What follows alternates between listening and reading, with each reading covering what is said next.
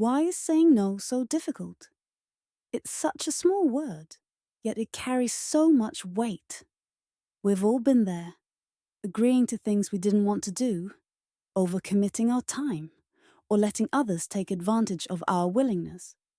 But why? Why does saying no feel like such a monumental task?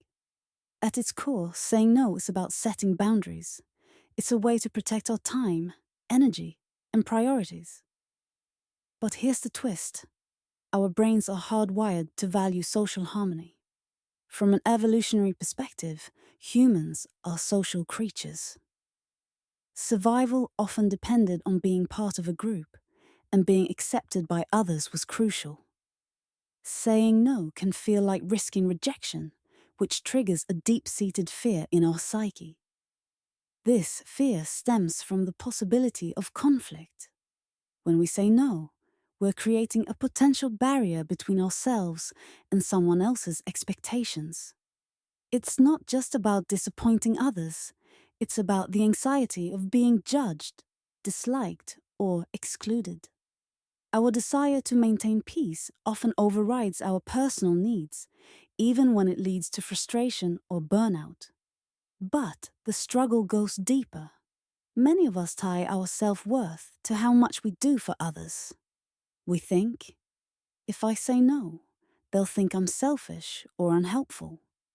This belief leads to a pattern of overextending ourselves, not because we want to, but because we're afraid of how we'll be perceived. Let's zoom into another layer: the cultural and societal influences. In many cultures, there's an expectation to be agreeable, especially for certain groups. Women, for instance, are often socialized to prioritize others' needs over their own, making it even harder for them to say no without guilt. Similarly, in work environments, saying yes is often seen as a sign of dedication, even if it comes at the cost of personal well-being. But here's the paradox: saying yes to everything doesn't always make us better team players, friends, or family members. In fact, it often has the opposite effect. When we constantly agree to things we don't have the capacity for, we spread ourselves too thin. This leads to resentment, stress, and even a decline in the quality of our commitments. Saying no is crucial because it's not just about refusing others. It's about saying yes to yourself. By setting boundaries, you're protecting your energy for the things that truly matter. And yet, it's easier said than done. One reason saying no feels uncomfortable is because it forces us to confront our priorities.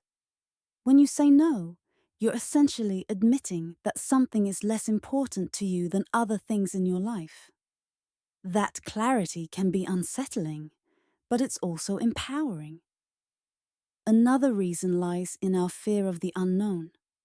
When you say no, you're stepping into uncertainty. How will the other person react? Will they be angry, disappointed? Will this change your relationship? This fear of unpredictable outcomes can make us default to yes, even when we know it's not the right choice. But here's the good news.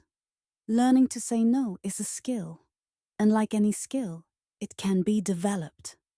It starts with reframing how we view no, not as a rejection, but as an honest expression of our limits. Saying no doesn't mean you're unkind. It means you're valuing your time and energy. Let's take a moment to explore the consequences of not saying no.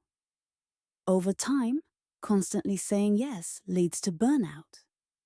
It also diminishes your ability to be fully present for the things you genuinely care about. Instead of being effective in a few areas, you're stretched thin across too many, and everything suffers. Ironically, saying no can lead to stronger relationships. When you set boundaries, you're showing others that you respect your limits. People who value you will understand and even admire your ability to be honest. And for those who don't, well, maybe those aren't the relationships worth prioritizing. Let's zoom into my situation. Right now, with this channel, I could easily say yes to every suggestion or opportunity. But doing so would dilute my focus and energy. By learning to say no to distractions, I'm able to say yes to creating meaningful content and building this journey with you. Saying no isn't easy, but it's necessary. It's how we protect our boundaries, honor our priorities, and stay true to ourselves.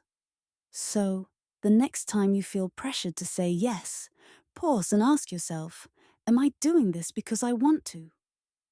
Or because I'm afraid to say no? So, how can we start saying no without guilt? It begins with self-awareness. Recognize that your time and energy are finite resources. Next, practice saying no in small, low-stakes situations. The more you do it, the more comfortable it becomes. And remember that no doesn't have to be harsh. Let me know in the comments. What's one thing you've said yes to recently that you wish you hadn't? And if this message resonated, hit subscribe. Let's grow together, one step and one reveal at a time.